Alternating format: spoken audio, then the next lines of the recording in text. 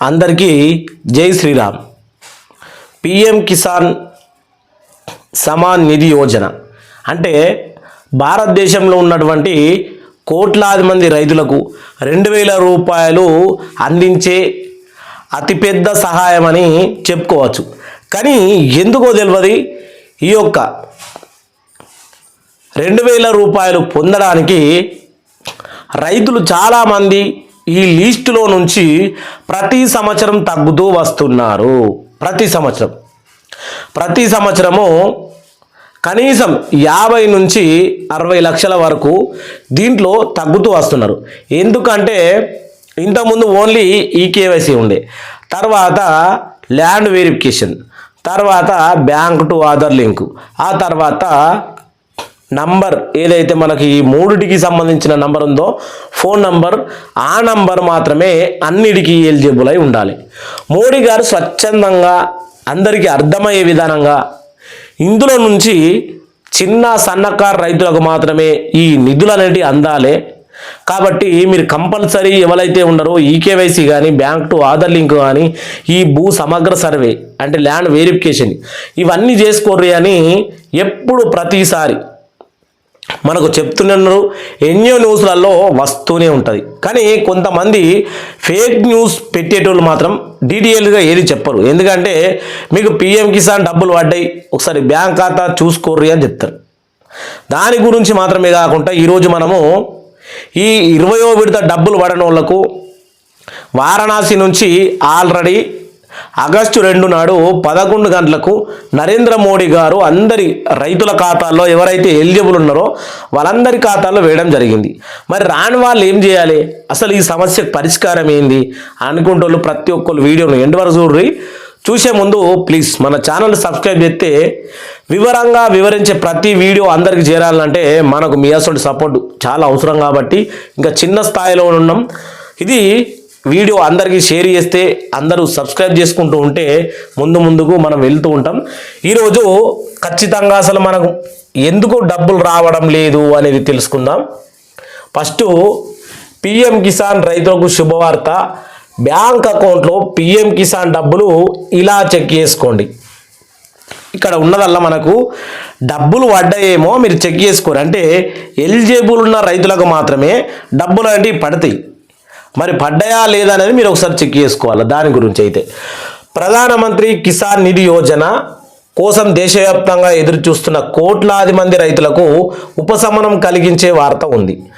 ఎంతో మంది ఆసక్తిగా ఎదురు చూస్తున్న ఈ పథకం 20వ విడత తేదీని కేంద్ర ప్రభుత్వం నిర్ణయించి దాన్ని ఆల్రెడీ అమలు కూడా చేసింది. ఇగో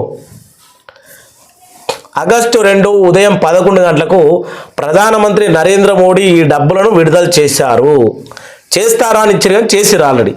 వారణాసిలో జరిగే కార్యక్రమంలో ఆయన రైతులను ఉద్దేశించి ప్రసంగిస్తారు. దేశంలోని గ్రామీణ ప్రాంతాల్లో వివిధ ప్రాంతాల్లో ప్రధానమంత్రి ప్రసంగాన్ని ఇది వినేందుకు ఏర్పాట్లు చేశారు. కాబట్టి 2019లో ప్రారంభించినటువంటి పిఎం కిసాన్ యోజన ఇప్పటి వరకు దాదాపు అన్ని సంవత్సరాలకు 6000 రూపాయలు సంవత్సరానికి అందిస్తూ వస్తుంది. ఇది 3 విడతలుగా అందజేస్తూ వస్తున్నారు. ఇప్పటికీ ప్రభుత్వం 19 విడతల డబ్బులు విడుదల చేసింది. ఇక్కడ మొత్తం 3.61 అంటే 3,69,00,000 కోట్లను నేరుగా రైతుల ఖాతాల్లో బదిలీ చేసింది. 19వ విడతతోటి లెక్క పెట్టుకుంటే 3,69,000 కోట్లు రైతాంగానికి కేంద్ర ప్రభుత్వం ఇచ్చినటువంటి అమౌంట్. కానీ ఈ 2000 రూపాయలు కాక చాలా అంటే వేరే పథకాలు పిఎం కిసాన్ కావచ్చు, పిఎం కిసాన్ క్రెడిట్ కార్డు కావచ్చు, ఇంకా చూసుకుంటే మనకు అటల్ పెన్షన్ యోజన కావచ్చు, ఇంకా చాలా పథకాలు ఓన్లీ ఈ పిఎం కిసాన్ యోజన పొందే రైతులకు మాత్రమే సౌకర్యం. అంటే దీన్ని పొందగలుగుతారు, అర్హత వాళ్ళకు మాత్రమే ఉంటుంది.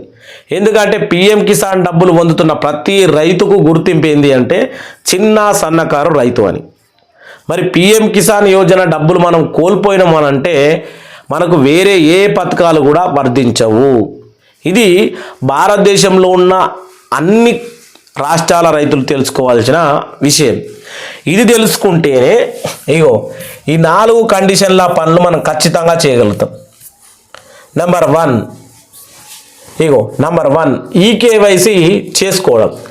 ఈకేవైసీ నమోదు చేసుకున్న తర్వాత ఈకేవైసీ పూర్తి చేయడం ద్వారా తప్పనిసరి ఇలా చేయడం విఫలమైతే రైతులకు ఇన్స్టాల్మెంట్ అందడంలో జాప్యం జరుగుతుంది. డబ్బులు అనేవి ఓకే అవకాశం ఉంది. మీరు ప్రభుత్వ వెబ్సైట్ చదువుకున్న అయితే ప్రభుత్వ వెబ్సైట్లో కానీ ఎన్లో కానీ ఈకేవైసీ పూర్తి చేసుకుంటారు. చదువుకోని వాళ్ళు మీ దగ్గర ఉన్నటువంటి మీ సేవ ఇక్కడ ఉన్నటువంటి సిఎస్సి సెంటర్ అంటే మీ సేవను సంప్రదించవచ్చు. అది కొత్తగా దరఖాస్తు చేసుకునే రైతులైనా ఇది వరకు సహాయం పొందుతున్న రైతులైనా ఈకేవైసీ చేసుకోవడం తప్పనిసరి. ఎందుకంటే ప్రతి సంవత్సరం రోజులు మారుతూ ఉన్న కొద్దీ ఎవరు ఎలా ఉంటున్నారో తెలుస్తలేరు కాబట్టి ఖచ్చితంగా ఈకేవైసీ అనేది అప్పుడప్పుడు ఆటోమేటిక్గా మన మీదకి వెళ్ళి పోతూ ఉంటే మనం చేసుకోవాల్సి వస్తుంది. అదొకటి. రెండవది భూమి ధృవీకరణ. రైతులు తమ భూమి సమాచారం అప్డేట్ చేసి ఉండాలి.